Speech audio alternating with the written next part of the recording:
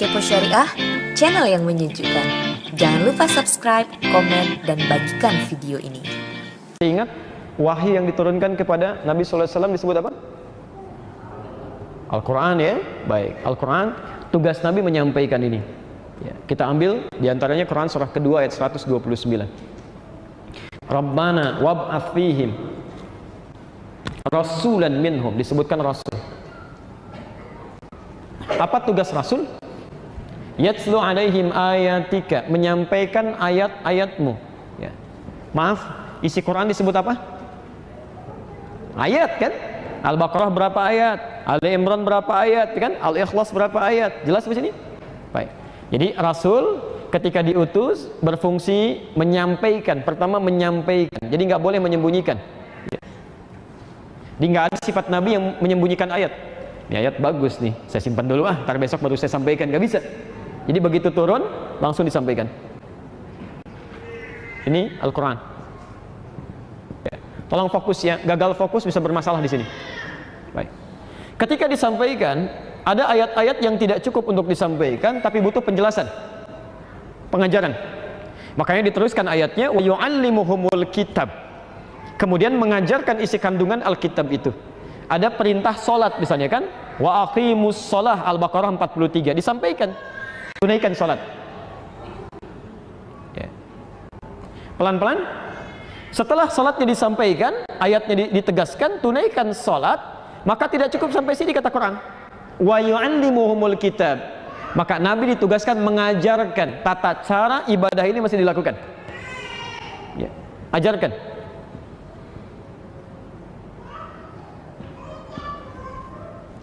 Awas, hati-hati ya. Kalau tidak ada fungsi pengajaran ini, maka akan sulit ditunaikan. Bagaimana caranya? Jangankan sampai lebaran kita, sampai lebaran kuda, lebaran kelinci, akan bisa itu. Susah ya. Sekarang ada yang macam-macam aja, ada yang lebaran kuda, lebaran kelinci, lebaran kambing, macam-macam. Nggak ada, udah selesai. Ya, lekatkan pada sesuatu yang tepat saja. Ya. Fungsi pengajaran Nabi terhadap ayat-ayat Al-Quran yang menginformasikan petunjuk hidup, maka pengajarannya setiap yang disandarkan pada Nabi disebut dengan hadis. Prakteknya disebut dengan sunnah. Jelas sih? Baik, turun ayat tentang sholat. Nabi menerangkan, keterangan Nabi disebut dengan hadis. Nabi praktekkan sholat tidak? Saya ulang, Nabi sholat tidak? Masya Allah. Berapa waktu? Oh, jangan salah. Awas, hati-hati. 5 waktu itu baru yang standar. Nabi juga sholat sunnahnya. Nabi sholat tahajudnya. Nabi sholat mutlaknya. Nabi sholat duhanya. Masya Allah. Nabi dijamin masuk surga? Dijamin. Punya sifat maksum? Punya. Orang baik atau tidak? Baik. Takwa atau tidak?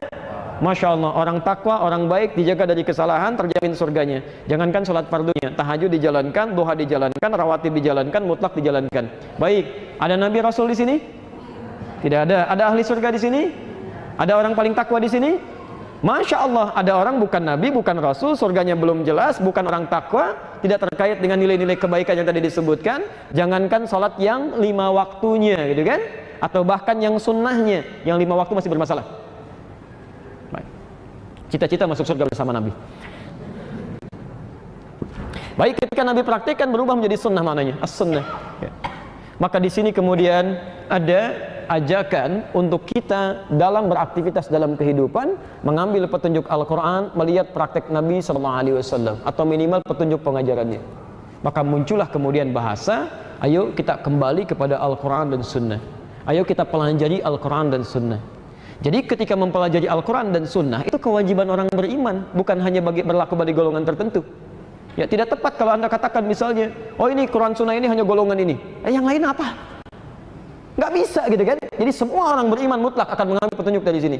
Ya. Ambil dari Qurannya, lihat caranya bagaimana Nabi mengerjakan. Ya. Jelas di sini? Baik. Bapak Ibu sekalian, sekarang yang lebih penting lagi. Bagaimana cara Nabi mengajarkan tuntunan Al-Quran dan mempraktekkan dalam As-Sunnah ini sehingga sesuai dengan praktek-praktek yang diinginkan oleh Allah Subhanahu wa taala yang berlaku bagi umatnya. Kita lihat pelan-pelan. Satu, saya agak cepat sini. Rasulullah sallallahu alaihi wasallam, ya, ini perjalanan fikih. Jadi segala ketentuan yang tadi disampaikan, yang kita praktekkan, hukumnya disebut dengan fikih. Jelas di sini? Baik. Sekarang lihat, Rasulullah SAW menyampaikan ajaran Islam, Al-Quran tadi, dan menerangkan, ya, pertama kepada sahabat.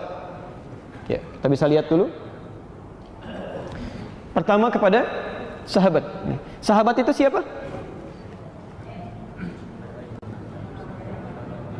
Oh, baik, ya, kita turunkan dulu. Sahabat, saya ulang. Sahabat adalah orang yang satu, hidup semasa dengan Nabi. Oh, syarat ini mesti ada. Kalau tidak ada, salah satu gugur nama sahabatnya. Hidup semasa dengan Nabi SAW. Yang kedua, melihat Nabi. Karena ada orang yang hidup semasa tapi tidak bisa melihat Nabi karena keterbatasan tertentu. Ya, maaf, melihat itu dalam kondisi maksudnya hadir bersamanya, ada di hadapan. Ya, seperti Uwais Al-Qarni, hidup semasa dengan Nabi, tinggal di zaman di Quran tapi tidak bisa melihat Nabi. Itu bukan sahabat. Ketiga, beriman kepada Nabi SAW sampai ia wafat. Kalimat ini penting, sampai ia wafat. Karena ada yang beriman kepada Nabi SAW, maaf, ya, ini tidak terpenuhi unsur yang terakhir. Ya, ketika nabinya wafat, tiba-tiba dia memproklamirkan sebagai seorang nabi, seperti Musailamah Al-Kadzab. Ada yang beriman kepada Nabi, maaf, gitu kan? Dia wafat duluan dibandingkan dengan Nabi, tapi imannya tidak serius. Seperti Abdullah bin Ubay bin Salul, ya? Maka ini pun tidak disebut dengan sahabat. Nah, isi Al-Quran dengan sunnah tadi disampaikan oleh Rasulullah SAW pada kalangan sahabat. Ini generasi pertama. Ya, diajarkan, bahkan mula-mula itu tidak mudah diajarkannya. Ya, ada di satu tempat di rumahnya Arqam bin Abi Arqam. Sekarang ada di bagian Bukit Safa, ya, yang dilakukan sa'i di dalamnya. Baik. 40 orang belajar pertama kali disebut dengan as-sabiqun al-awwalun. Di situ ada Abu Bakar As-Siddiq, ada Umar, kan? Ada Uthman, kemudian ada sahabat-sahabat yang lainnya. Ada 40 orang dikenal dengan as-sabiqun al-awwalun. Perhatikan, pengajarannya itu sifatnya langsung. Jadi hampir jarang dan hampir tidak ditemukan yang menulis, paling beberapa orang, gitu kan. Di sifatnya talaqi.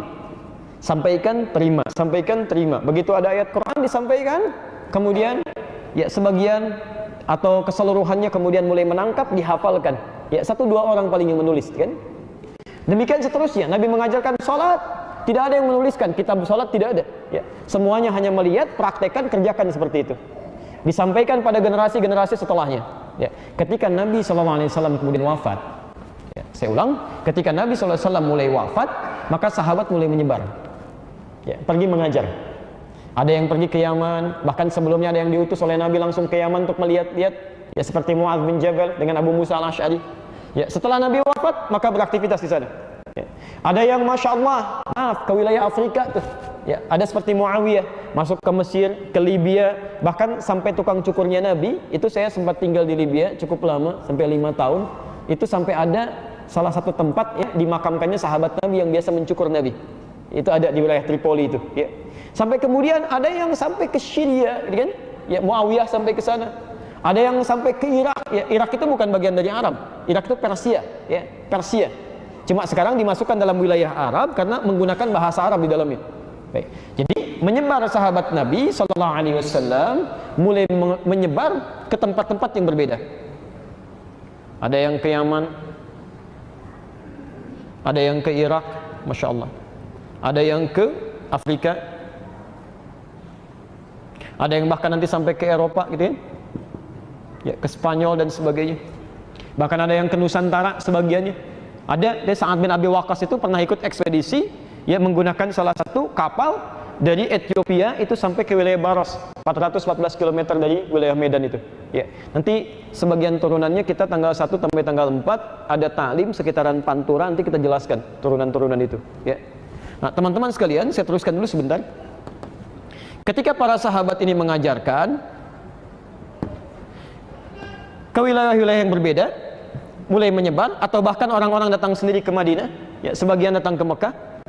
Orang-orang yang belajar kepada sahabat ini karena tidak bisa bertemu dengan Nabi, nabinya sudah wafat, kan? Atau dalam kondisi tertentu disebut dengan tabi'in. Saya ulang, disebut dengan apa? tabi'in. Fokus, sebentar, fokus. Tabi'in ini ya, tidak semua punya sifat yang sama dengan kemuliaan dan kekuatan hafalan sahabat. Ya. Jadi ada yang bisa menangkap langsung dengan mengingat, tapi tidak sedikit orang-orang yang tidak mudah mengingat, sehingga dia harus menuliskan apa yang diingat itu sebagai gambaran atau acuan saat dia mempelajarinya. Mulai misalnya mengajar di wilayah Afrika, masuk ke wilayah Mesir, ya, Mesir itu Afrika. Ya. Ada yang ke Libya, ada yang ke Tunisia, ya, sebagian sudah mulai mencatat. Ya. Sama misalnya mengajar ke wilayah Yaman, ada yang mulai mencatat. Ya. Di sini ada yang mulai mencatat. Ya. Turunkan dulu Rasul, sahabat, tabi'in. Karena sudah mulai ada yang mencatat, maka Masya Allah, ya, catatan-catatan itu bisa dikumpulkan, kemudian dikodifikasikan, ya, dibuat satu himpunan, dibuat satu turunan. Jadi pada masa ini, khususnya di awal masa ke tahun kedua Hijrah, ya, tahun kedua Hijrah kisaran sampai 200 Hijriah. Ya. Tolong lingkari tanda ini ya, sampai dengan 200 Hijrah. Saya ulang, sampai dengan 200 Hijrah. Maka muncullah ulama-ulama saleh yang selain punya kekuatan untuk mengingat, juga punya kemampuan untuk menuliskan. Ya. Di antara mereka ini ada 4 bintangnya, ya, yang paling unggul. Jadi mereka tidak hanya menulis, ya, tapi juga punya kekuatan daya ingat yang luar biasa, dan mereka kumpulkan ingatan-ingatan itu melalui tulisan-tulisan mereka. Ya. Di antara mereka siapa saja? Saya coba hadirkan. Ya, fokus ke sini supaya langsung kelihatan bahannya. Perhatikan ya, lihat sini. Satu, masa Rasulullah SAW mengajarkan Al-Quran plus prakteknya disebut dengan apa? Sunnah. Diturunkan kepada sahabat. Metodenya mulai menghafal. Jelas? Sedikit yang menuliskan. Kemudian ketika Rasulullah SAW meninggal dunia, disampaikan pada generasi setelahnya, sahabat mulai menyebar dengan tempat-tempat tadi. Ya. Maka diajarkan pada tabi'in, ya kan? Dan orang yang belajar kepada tabi'in lagi. Sifat mereka karena tidak sama dengan yang sebelumnya, ya, maka sudah mulai banyak yang menulis, ya. Jadi ada yang kemudian menghafal dan tidak sedikit yang mencatat. Tapi di antara sekian banyak yang menulis ini, ada ulama-ulama khusus yang mengumpulkan dalam bentuk kumpulan disebut dengan kodifikasi sebagai acuan bagi orang-orang setelahnya. Ya. Mereka itu pelan-pelan, awas hati-hati, dibatasi sampai dengan batas 200 Hijrah. Jadi kalau di atas 200 Hijrah ini tidak disebut dengan nama yang akan saya sebutkan nanti. Sudah sebut sini? Pelan-pelan, pelan-pelan. Lihat sini. Batasnya 200 Hijrah. Jadi sampai 200 Hijrah ada 4 bintang ulama utama yang mengumpulkan ajaran Nabi dari para sahabat, termasuk dari para tabi'in, dikumpulkan jadi satu sebagai acuan untuk kita setelahnya. Kalau Anda belajar dari orang-orang ini, maaf, ya, 200 Hijrah ini yang baru atau yang dulu? Sekarang atau yang lampau? Lampau. Sekarang tahun berapa? 1438. Berarti kisaran 1200 tahun yang lalu kan? 1238. Sesuatu yang sekarang disebut dengan khalaf namanya. Yang dulu disebut dengan salaf. Jelas sampai sini? Ya, dulu yang lampau disebut dengan apa? Salaf. Ingat, generasi ulama salaf yang disepakati oleh ulama, nggak ada yang beda di sini. Ingat, kalau Anda beda, yang salah Anda, bukan ulama yang salah. Jelas ya? Generasi salaf yang diakui punya turunan sampai menghimpun petunjuk Rasulullah itu dibatasi sampai 200 Hijrah. Ya, karena nanti setelah lewat ke situ banyak kejadian-kejadian terjadi bisa memengaruhi unsur tulisannya. Baik. Nah, ada generasi orang-orang ini salaf namanya, ya, generasi yang lampau. Baik, mereka baik tidak? Saya ulang, orang-orang ini baik tidak? Baik, dekat dengan Allah? Tahu petunjuk Rasulullah? Baik, sifat baik yang menjadikan dekat dengan Allah disebut dengan saleh. Saleh, maka muncul istilah salafus saleh. Jelas sampai sini? Baik, muncul istilah salafus saleh. Jadi para ulama-ulama di masa lampau yang punya kedekatan dengan Allah, yang belajar runtutan ilmu sampai Rasulullah melalui orang-orang ini. Salaf, orangnya baik, dekat dengan Allah disebut saleh, maka salafus saleh. Di antara salafus saleh itu ada 4 yang paling utama. Ada 4 bintangnya. Ya. Siapa di antaranya? Kita turunkan. Ini. Wah, pelan-pelan. 1, Abu Hanifah atau Nu'man bin Bashir yang lahir tahun 80 Hijrah, wafat tahun 150 Hijrah. Ya. Maaf, kalau dilihatnya dari batas kelahiran ya, dari batas kelahiran 80 Hijrah masuk 200 Hijrah tidak? Masuk. Berarti ini masuk dari ulama salafus saleh. Jelas di sini? Pelan-pelan. Selanjutnya Malik bin Anas. Ya. Malik bin Anas, beliau lahir 93 Hijrah dan ini tidak pernah meninggalkan Madinah. Ya, selalu di Madinah dari lahir sampai wafatnya 179 Hijrah. Dia tidak pernah meninggalkan Madinah sampai dikenal dengan Imam Darul Hijrah, imamnya Madinah. Baik, 93 Hijrah itu masuk dalam kisaran 200 Hijrah? Masuk. Masa ini juga bagian dari salafus saleh. Ketiga, Muhammad bin Idris Asy-Syafi'i, nama kakek ketiganya Asy-Syafi'i. Lahir 150 Hijrah, lahirnya di Gaza, wafatnya di Mesir, ya, di Gaza. Baik, 150 Hijrah masuk dalam kisaran tadi? Masuk ya, maka beliau pun salafus saleh. Ya. Kemudian yang keempat ini Imam Ahmad bin Hanbal, muridnya Imam Asy-Syafi'i, lahir tahun 164 Hijrah, masuk dalam kisaran ya? Masuk, ini pun salafus saleh.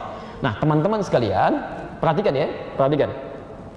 4 ulama ini punya keunggulan dibanding ulama yang lainnya, karena selain menghafal dengan ingatannya yang sangat kuat, juga menuliskan semua tuntunan-tuntunan tadi di kitab mereka. Ya. Jadi jalur kita kalau ingin belajar, misal dari Nabi Sallallahu Alaihi Wasallam yang tadi ini, ya. Kalau Anda ingin belajar Al-Quran dan Sunnah, ya, mustahil Anda keluar dari ajaran yang dibawa oleh 4 ulama ini. Pasti akan lewat sini. Ya. Baik, saya mau katakan begini, pelan-pelan. Perhatikan. Ayo kita kembali pada Al-Quran dan Sunnah. Quran diturunkan pada siapa? Rasulullah SAW. Baik. Sunnah dari siapa asalnya? Rasul. Saya mau tanya, pernah ketemu Rasul? Di mimpi? Mimpi aja belum pernah. Bagaimana bisa mengambilnya? Maka Anda harus mengambil dari orang-orang yang mengkodifikasikan sumber dari Nabi itu yang bisa kita terima sampai sekarang. Dari mana sumbernya? Semua turunan ini berasal dari sini, kan? Ini sahabat mengajarkan pada tabi'in, tabi'in kemudian menuliskan, ada generasi tadi, bintangnya yang 4 ini. Jadi mustahil ada orang-orang yang langsung belajar dari Rasul kecuali lewat yang 4 ini. Jelas di sini? Baik.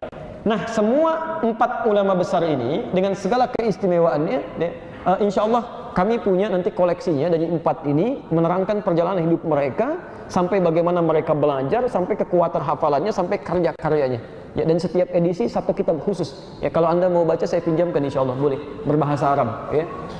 Baik. Ini 4 ulama ini menuliskan semua kumpulan-kumpulan pelajaran yang tersambung pada Nabi dengan jalan yang terang. Ya. Jalan, ya, kan kita mau belajar ke Nabi lewat ini ya. Ini yang paling terang jalannya. Jalan yang terang yang menyampaikan pada tujuan itu disebut dengan manhaj namanya. Manhaj. Wah, ini di bahasa kita ya. Tolong fokus di sini. Ya. Jadi ketika orang-orang ini menjadi acuan kita untuk belajar, membawa semua yang berasal dari Nabi, maka ajaran-ajaran yang dari Nabi ini yang dihimpun lewat mereka disebut dengan manhaj namanya. Ya, manhaj ini. Tadi orang-orangnya disebut dengan apa? Masih ingat? Salaf kan? Maka di sini ada istilah manhaj salaf. Ya. Orang-orang yang mengikuti manhaj ini, ya, sejalur dengan ini sampai ke ujungnya, kemudian bermuara kepada Rasulullah SAW, maka orangnya disebut dengan salafi. Tambah i di ujungnya. Ya. Jadi kalau mengikutkan orang pada sesuatu tertentu, gampang. Kalimat ujungnya ganti dengan i. Indonesia itu negara. Orang Indonesia diikutkan ke Indonesianya, a-nya ganti pakai i. Indonesia jadi Indonesia. Baik. Malaysia. Malaysia. Amerika. Ameriki. Filipina, Tunis, Tunisi, Aljazair, Aljazairi, Masya Allah, gampang ya? Yang bekas-bekas? Bukan, itu jangan ngarang ya. Baik. Baik. Sekarang lihat, salaf, ini ulama-ulama ini, ya, termasuk yang sezaman dengannya, manhajnya kita ikuti, maka saat diikuti tambah i di ujungnya, salafi. Kalau maaf, yang mengikuti ini, yang belajar ini satu orang atau dua orang? Banyak orang. Kalau banyak gampang, rumusnya mudah sekali. Bahasa Arab itu gampang, tinggal tambah un di depan, di ujungnya. Un. Muslim satu orang. Kalau banyak kan? Muslimun. Mukmin? Mukminun. Shaim? Gampang. Ya, shaim laki-laki. Kalau perempuan tambah ah di ujungnya. Shaimah perempuan. Kalau banyak kan? Shaimun. Salafi satu orang. Kalau banyak kan? Salafiyun. Jadi orang-orang yang belajar dari runtutan ini seluruhnya itu pasti salafi. Mustahil ada yang bukan salafi. Di salafi itu bukan istilah khusus atau bukan nama khusus untuk golongan tertentu, aliran tertentu, kelompok tertentu. Semua orang Islam pasti salafi. Ya. Bapak salafi ya? Bukan Pak, saya Doni. Iya, nama Bapak Doni, ya. Cuma Bapak pasti ambil jalur ini pasti nih. Pasti gitu ya. Nah, jadi teman-teman sekalian, tidak ada yang tidak salafi, pasti salafi. Dan jangan juga mengatakan kepada orang, wah ini manhajnya bukan salaf nih. Lalu apa? Ustadz Adi kayaknya bukan salaf nih. Lalu apa? Memang bukan gitu kan? Cuman manhaj yang saya ambil orangnya bukan salaf, saya Adi gitu kan? Nah cuma nilai yang dipraktekkan pasti ini, gak mungkin bukan salaf, pasti ini. Ya. Kalau bukan salaf berarti bukan mengambil tersambung dengan Nabi. Jelas sampai sini? Jadi kalau mendengar istilah-istilah salafi, salafiyun, salaf, itu pertama tidak usah juga alergi dengan kalimat itu. Yang kedua tidak usah mengklaim satu dengan yang lainnya, ini salafi, ini bukan. Ini persoalan yang muncul pada saat ini. Jelas sampai sini? Baik. Kalau jelas, sekarang perhatikan. Tadi semua tuntunan dari Nabi yang disampaikan oleh 4 orang ini dituliskan pelan-pelan. Disebut apa? Manhajnya. Nah, sekarang saya agak cepat.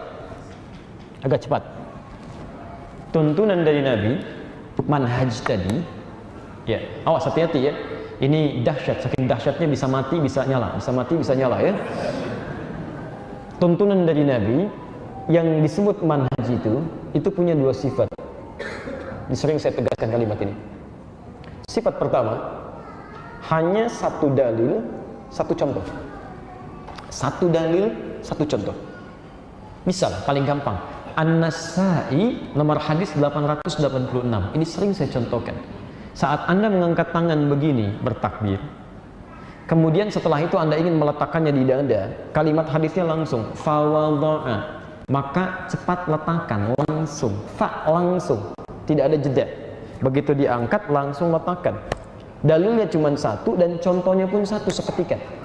Ya, telapak yang kanan menutup punggung yang kiri, seketika langsung angkat. Ini kalau dalilnya satu, contohnya satu, maka manhaj ini dinilai oleh para ulama bisa dikerjakan oleh siapapun di kesempatan manapun. Jadi tidak ada peluang untuk, maaf, kreatif mencari gerakan-gerakan lain. Saya nggak enak tiap hari begini terus sampai puluhan tahun. Saya pengen yang kanan dulu, yang duluan. Begitu takbir kanan duluan, kiri tutup gini ya. Jadi ada sedikit ya, ada yang diputar begini, ada yang sambil naik kakinya begini sedikit ya, macam-macam gitu. Nah itu tidak perlu kreatif. Saya tidak bermaksud menyalahkan dalam konteks ini, tapi kami mencari di 1235 kitab hadis sampai yang ada sekarang. Dari yang paling sahih sampai yang paling palsu. Di kitab hadis palsu aja nggak ada. Di saking palsunya, di kitab hadis palsu nggak ada. Dan pemalsu hadis pun tidak tertarik memalsukan hadis ini karena saking jelasnya gitu. Jadi kalau Anda sudah menemukan satu tuntunan, nggak usah mencari yang lain, selesai. Semua orang bisa itu. Jelas ya? Begitu angkat, simpan. Berarti satu manhaj, satu cara. Tapi ada tuntunan-tuntunan yang sifatnya lebih dari satu dalil dan beragam cara. Banyak. Ada yang sifatnya bacaan, ada yang sifatnya gerakan. Ambil contoh yang paling ringan misalnya. Al-Quran. Kita baca Quran insya Allah. Ternyata bukan satu cara bacanya. Paling minimal, alhamdulillah, ada 7 cara. 7 cara, paling minimal. Itu yang mutawatir. Kalau ditambah 3 lagi yang masyhur jadi 10. Kalau ditambah 4 lagi dengan bacaan tafsir jadi syadz, jadi 14. Kita ambil yang disepakati aja 7 dulu gitu kan? Yang disepakati 7 yang mutawatir, boleh dibaca dalam sholat dan dalam bacaan Quran. Bapak dan Ibu sekalian, ternyata yang kita bacakan sekarang wadduha itu juga bisa dibacakan dengan cara yang lain tanpa merubah isi maknanya. Seperti pernah kita contohkan wadduha. Kita wadduha, ada yang wadduha. Wal-laili idza saja ma wadda'aka rabbuka wa ma qala. walal akhiratu khairul laka minal ula. Ada. Siapa yang membacakan ini adalah ternyata orang-orang yang saat Quran diturunkan, bahkan sebelum turun Quran, lisan mereka memang nggak bisa mengucapkan A. Fitrahnya sudah ke M melulu gitu. Kaifa halu, kaifa halak, madrasah, madrasah, ana, ani, anta, inti. Mungkin dari Betawi belajar sedikit ke sini gitu ya. Baik, sebagian teman-teman. Itu ada, sampai sekarang ada. Ada. Wilayah Palestina, wilayah Syria, sebagian dari Irak itu ada, itu melulu tuh. Gitu ya. Itu luar biasa. Makanya turun nanti riwayat diajarkan, ada riwayatnya Hamzah punya dua murid namanya Khalad dengan Khalaf. Ada Imam Nafi' punya murid namanya Warash. Ada riwayat Anda baca pakai A, dia baca pakai E. Isinya tidak berubah. Tidak berubah. Karena memang nggak sanggup mengucapkan A. Anda paksa-paksa bukan E, A ya. Sampai kiamat kurang 2 hari mereka susah. Ya, sehari lagi buat mikir, ngapain maksa orang, emang nggak bisa gitu. Ya, jadi fitrahnya begitu. Maaf, sepeda teman-teman kita dari Medan ke sana lah gitu ya. Misal dibacakannya apa? Sepeda. Baik ya. Nah, Anda silakan saja, boleh tersenyum, boleh tertawa, silakan. Tapi memang begitu. Apakah bendanya beda? Tidak, tetap sepeda, tetap yang itu juga. Kita ke Cicaheum yuk. Apa? Cicaheum? Kalimatnya memang beda, tapi isinya itu juga. Maka turun riwayat-riwayat demikian, itu baru di lisan. Hati-hati gitu kan. Nah, manhaj ini dengan dalil yang beragam, dengan contoh yang berbeda, disepakati oleh para ulama. Ulama nggak ada yang beda. Kalau Anda beda dengan ulama, Andanya yang salah, bukan ulama yang keliru. Ya, disepakati sebagai kemudahan, fleksibilitas dalam menunaikan, karena tidak setiap orang bisa mengerjakan hal yang sama. Kalau mau lebih dahsyat, saya contohkan. Ihdinas siratal mustaqim, pakai shad, hafaz. Anda yang tidak bisa shad, bisanya sin. Turun riwayat Qalam, ihdinas siratal mustaqim. Bahkan ada yang tidak bisa shad, tidak bisa sin, bisanya zai, Pak. Ada di Arab itu. Anda paksa shad, sin, ihdinas siratal mustaqim. Riwayat Qumbul dari Ibnu Katsir. Ada. Ya. Kami di Libya itu pernah ada kisah. Ya, ini guru kami yang langsung sampaikan, ini nyata. Penghafal Quran. Dua-duanya hafal. Satu hafal pakai sad, satu pakai sin. Bertemu nggak nyambung, mirip kisah Umar bin Khattab mendengar bacaan di masa Nabi. Begitu dibacakan ihdinas siratal mustaqim, anta mukhti ya fulan bisin, musad. Bukan pakai sad, pakai sin, kamu salah katanya. La, bisad, bukan sin, sad. Ihdinas siratal mustaqim, la bisin, ihdinas siratal mustaqim. Padahal keduanya mengaji di guru yang sama. Disepakati datang kepada gurunya, disampaikan, ya Syekh, kada wa kada, terjadi peristiwa begini. Gurunya bijak sekali, tidak menyalahkan, tidak langsung membenarkan. Beliau katakan, ya bunayya iqra. Nah, baca. Dibaca sama si fulan. Ihdinas siratal mustaqim, pakai sad, hasbuk, cukup. Ya bunayya iqra. Nah, baca. Ihdinas siratal mustaqim, pakai sin, hasbuk. Masya Allah, kata syekhnya. Kalian berdua salah, yang benar pakai zai. Ihdinas siratal mustaqim. Masya Allah. Gurunya ingin mengajarkan, kalau kamu baru tahu sesuatu, jangan dulu rame, pelajari dulu. Barangkali orang lain yang berbeda memiliki sumber-sumber yang tersambung dengan sama kepada Nabi, cuma tidak mempraktikkan seperti Anda karena memang tidak mudah melakukan seperti Anda itu. Anda tidak bisa memaksa orang lain dengan baju ukuran sama, mungkin berbeda, tapi sama-sama baju gitu. Jelas di sini ya? Nah, itu baru bacaan, nanti ada gerakan. Seperti pernah saya sampaikan, ada yang mau sujud itu kan, ada yang pakai lutut duluan, ada yang pakai telapak tangan duluan. Dua-duanya itu petunjuk kemudahan. Sebab kalau lututnya sulit untuk digunakan, pasti telapak tangannya, nggak ada yang ketiga. Tetap yang salah itu kalau yang tidak sholat atau yang sujudnya kepala duluan, itu aja. Jadi kalau Anda menggunakan lutut, ada dalilnya. Di Abu Daud nomor hadis 838. Kalau Anda pakai telapak tangan, di Abu Daud nomor hadis 840, cuman beda 2 nomor.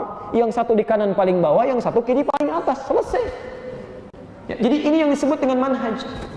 Ya, Al-Fatihah kita baca bismillah kan dengan 4 cara, 70 hadis Pak. Bu, 70 hadis.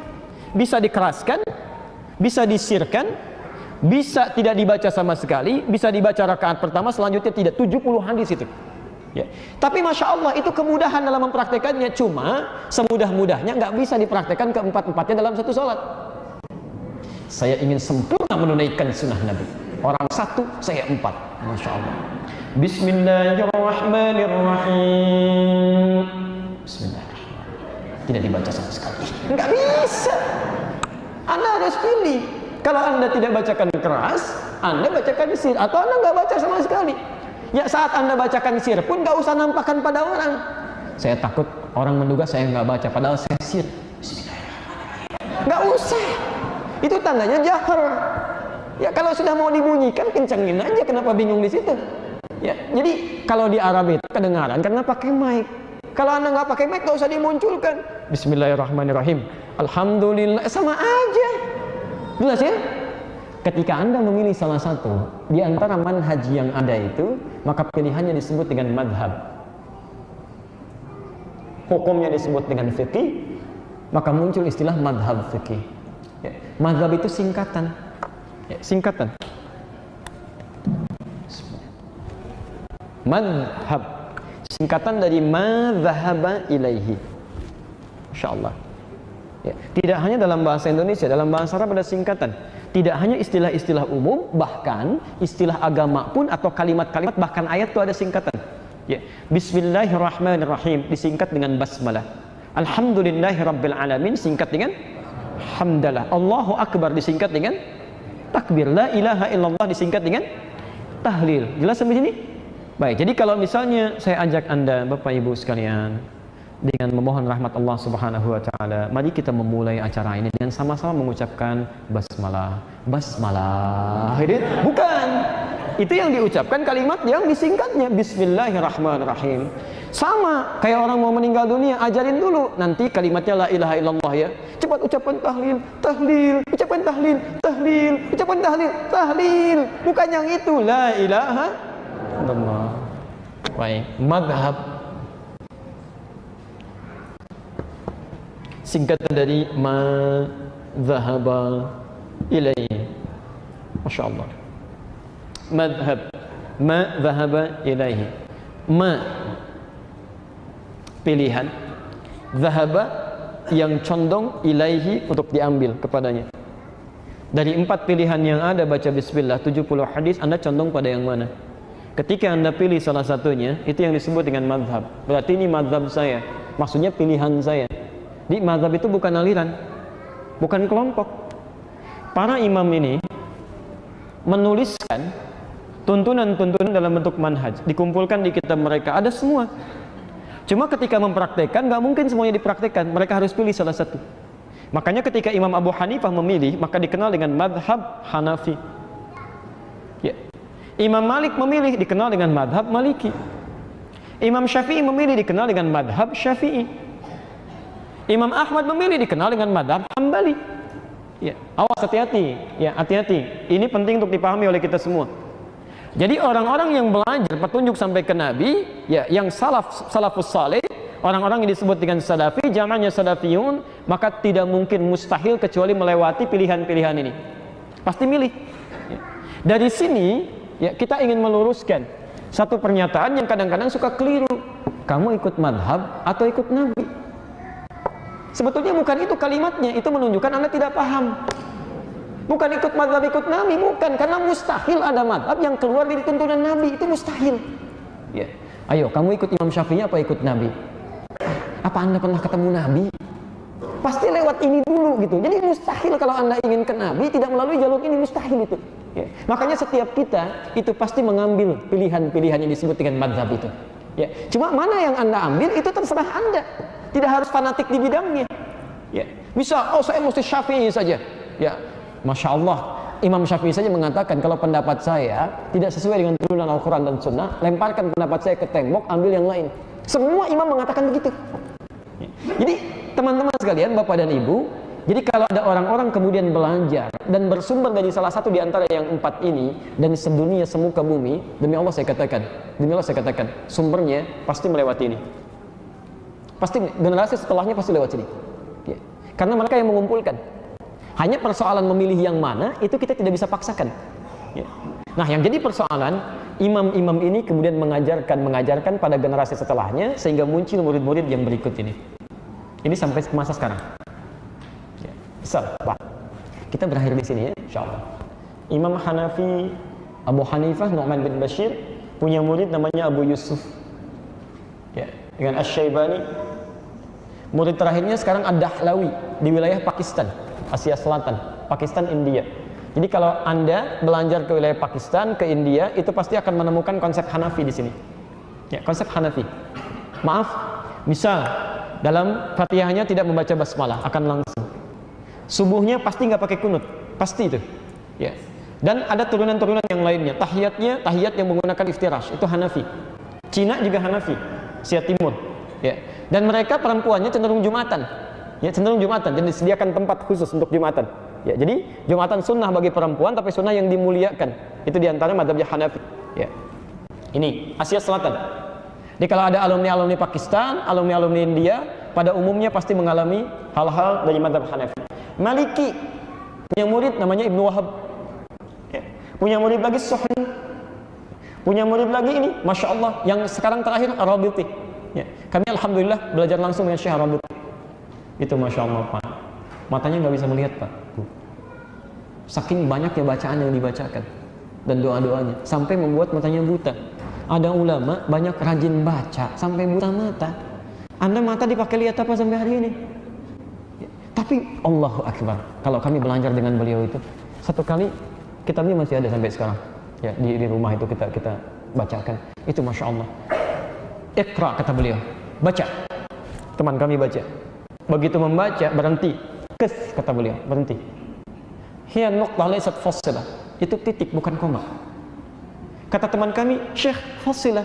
Syekh, ini koma, tidak, itu titik. Itu cetakan yang mana itu? Cetakan sekian. Oh, itu keliru. Bandingkan dengan cetakan ini, itu kan ada di halaman sekian, paragraf sekian, baris sekian, huruf yang kesekian. Syekh Ar-Rabiti. Itu saya, Masya Allah, sering kali menangis kalau lihat beliau itu. Ulama luar biasa, tawadhu'nya gitu kan. Masya Allah bacaan-bacaannya, tapi hikmah kedalaman jiwanya itu luar biasa. Itu yang paling kami ingat, Syekh Ar-Rabiti ini. Kami belajar langsung dari beliau nih, fikih Maliki. Ya. Imam Malik tidak pernah keluar dari Madinah. Selalu ke situ, ngajar di situ sampai wafatnya. Dan orang-orang belajar dari situ menyebar kembali. Ya. Kebanyakan di Afrika Utara. Ya, terutama dari mulai Libya, Tunisia, ke Aljazair, ke Maroko, ya, nyebrang sedikit ke Italia, Spanyol, Perancis, itu rata-rata Maliki. Kalau Fatihah nggak baca Bismillah. Kalau sholat tangannya ke sini. Ya, jadi tidak semua yang begini langsung Syiah, tidak. Ada tanda yang lainnya. Ya, ada hadis yang begini, ada, tidak semuanya Syiah. Ya, Syiah itu nanti berbeda dalam aspek yang lain. Ya, jadi hati-hati kalau sedang ke Mekah, gitu kan, di Masjidil Haram, tiba-tiba ada orang berdiri begini, jangan diajak ngobrol. Ngapain mas? Masya Allah, biarin aja gitu kan, tiba-tiba Allahu Akbar gitu ya. Baik, dan nggak ada kerjaan itu, nggak ada kerjaan. Ya, kami pernah pertama datang ke Libya, awal-awal ada teman kami sedang berdiri di masjid begitu. Saya lama nggak jumpa dia gitu kan, cari-cari nggak ada. Saya nggak tahu apa yang dia kerjakan berdiri begini kan. Saya datang langsung saya sapa. Kita halak menak din. Apa kabar? Kemana aja kamu? Allahu Akbar, tiba-tiba dia ruku deh. Nah itu diantara di Afrika ya.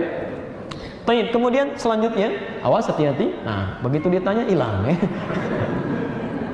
Baik, Asy-Syafi'i. Ya, Asy-Syafi'i. Allahumma shalli ala Muhammad. Ini luar biasa, bintang yang sangat terang, ulama yang ilmunya sangat dalam, ya bukan orang-orang di zamannya saja. Proyektor sekarang disebutkan namanya langsung hilang, tek gitu ya. Saking dahsyatnya. Imam Syafi'i ini, Bu, lahirnya di Gaza, Pak. Begitu lahir, tumbuh, ini termasuk keturunan Rasulullah SAW, meninggal ayahandanya. Ibunya nggak putus asa. Jadi paham betul, ini anak ini harus disiapkan seperti direncanakan sebelumnya. Jadi ulama gitu ya, dengan izin Allah. Itu dari Gaza, ketika mendengar pusat ilmu ada di Mekah, Pak, jalan kaki Pak, gendong anaknya Bu, ke Mekah. Digendong gitu kan, di jalan berdoa. Demi Allah kami katakan, dari Gaza Palestina itu kalau mau ke Mekah, ya setidaknya akan sampai pakai bis saja, itu paling cepat sehari 2 malam. Paling cepat itu. Ini jalan kaki Anda bayangkan, datang sampai ke Mekah. Di Mekah itu tawaf digendong anaknya. Ada guru disimpan di situ belajar bermohon kepada Allah sampai dengan wafatnya. Kami sampaikan, kalau Imam Asy-Syafi'i ada kemuliaan sampai hari ini, itu diantara jasanya ibundanya. Yang mau saya sampaikan Bu, ibundanya Imam Asy-Syafi'i jalan dari Gaza ke Mekah saking nggak punyanya gitu, jalan, tapi bisa merawat anaknya sampai jadi sekarang. Anda kurang apa lagi? Pasangan hidupnya ada yang masih ada, perangkatnya ada, rumahnya bagus, segalanya ada, handphonenya bagus. Kalau Anda tidak bisa mencetak yang lebih bagus, Anda kurang apa lagi? Itu luar biasa gitu kan. Nah, sampai saking luar biasanya karena doa ibundanya salah satunya itu punya ketajaman daya ingat. Satu kali beliau ingin belajar ke Imam Malik. Ya, ini hidup zaman dan adabnya saling belajar. Ya, datang ke tempat Imam Malik, kalau kita beginilah, majlisnya dibuka hari Rabu, datangnya hari Selasa. Datang hari Selasa, maka adabnya tidak memaksa untuk belajar.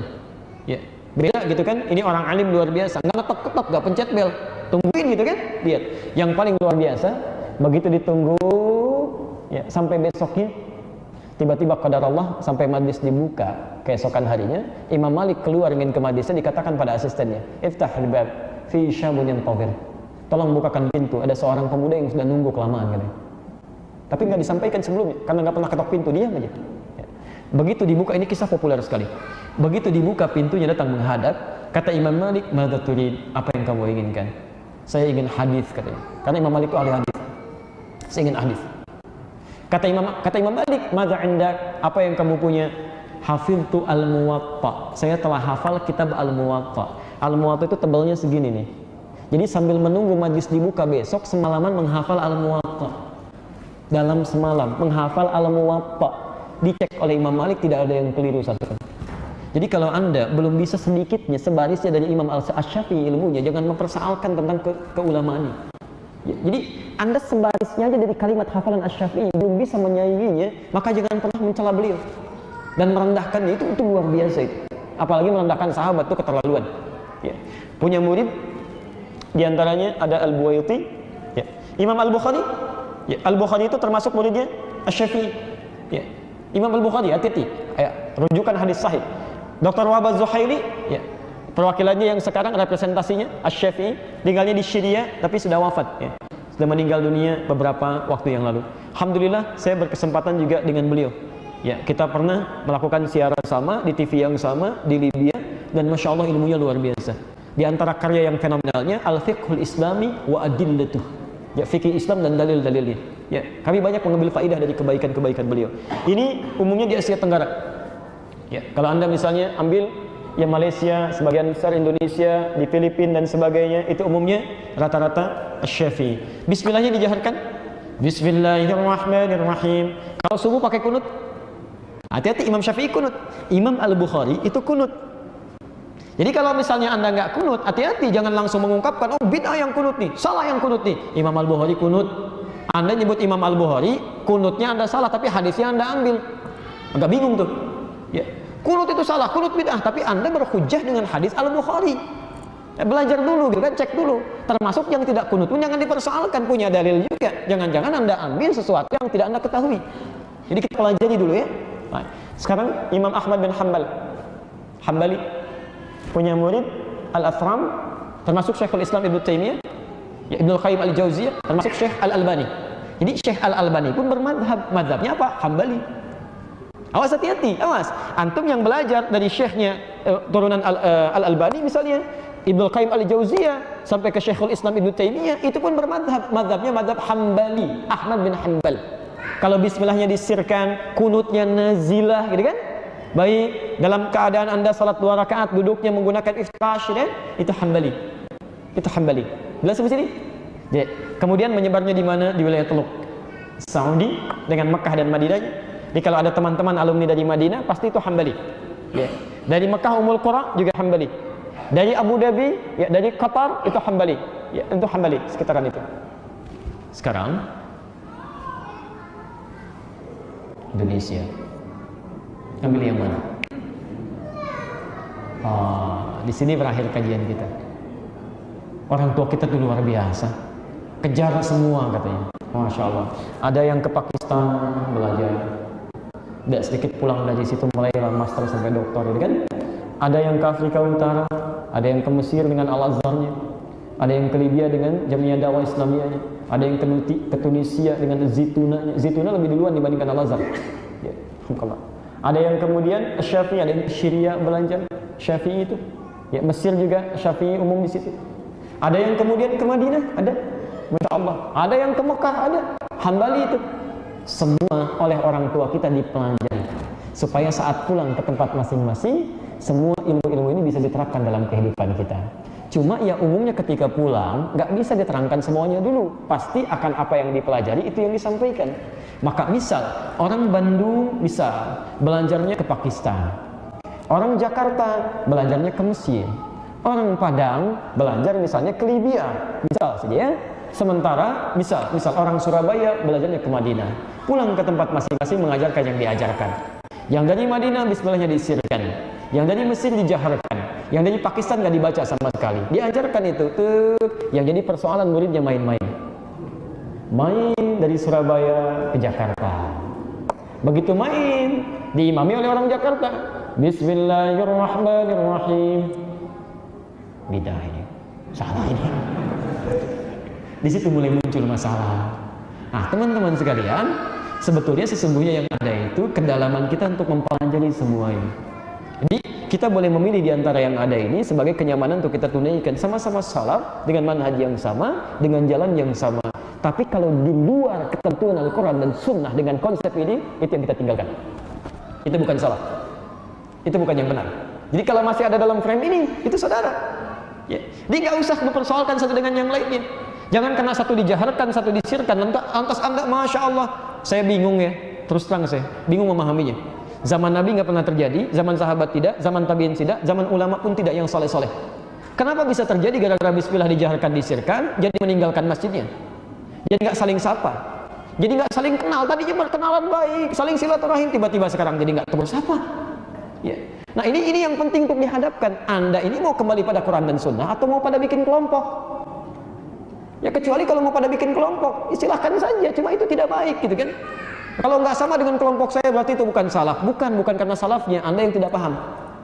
Ya, jadi jangan sampai perbedaan-perbedaan yang satu manhaj ini menjadikan silaturahim di antara kita, termasuk pergaulan kita menjadi tidak menentu. Itu nggak bagus, nggak baik itu. Ya. Saya beberapa hari-hari kebelakang ini seringkali mendengar kalimat-kalimat yang sebetulnya tidak perlu ditampakkan gitu ya. Ya. Bukan hanya pada level murid-murid, ya pada guru-gurunya juga harus kembali bersilaturahim. Kenapa sih nggak bisa kumpul sama-sama? Kita tinggal di tempat yang sama, ayo kita ngobrol nih. Ya, Anda mau nyampaikan apa? Kalau umat ada begini, butuh masalah nih. Oh, masalahnya seperti ini, ayo sampaikan dengan teduh. Berarti solusinya begini. Kalau berbeda Anda sampaikan, kita pilih yang ini ya. Cuma kalau teman kita pilih yang ini, dalilnya seperti ini. Itu akan lebih indah dibandingkan Anda mengatakan, cuma ini yang benar, yang lain salah. Itu masalah nantinya. Ya. Saya pertama datang dari Indonesia sampai ke Bekasi, itu disebut Ustadz Bid'ah. Karena ngajarnya pakai batik, Rasul ngajar pakai jubah katanya. Nah, ini jadi ini luar biasa gitu kan. Tapi kita paham bahwa maaf kalimat itu disampaikan, maaf bukan karena salah, karena belum paham. Yang belum paham ini bukan dimarahi. Jadi kalau ada orang-orang seperti itu pun respon yang lain jangan saling marah. Ya, respon kita saling menyatukan gitu. Oh, ini mungkin belum paham, yang belum paham dipahamkan, diberitahu dengan kelembutan. Jadi mohon jauhi perpecahan yang tidak penting dilakukan, termasuk jauhi celaan-celaan yang tidak bermanfaat ya. Tapi kita harus sepakat, tuntunan kita Al-Quran dengan Sunnah. Ada di frame yang ini, kita kerjakan. Keluar dari sini, kita tinggalkan. Jelas di sini? Awas hati-hati, saya sebelum ke sini, kami di Libya itu mengajar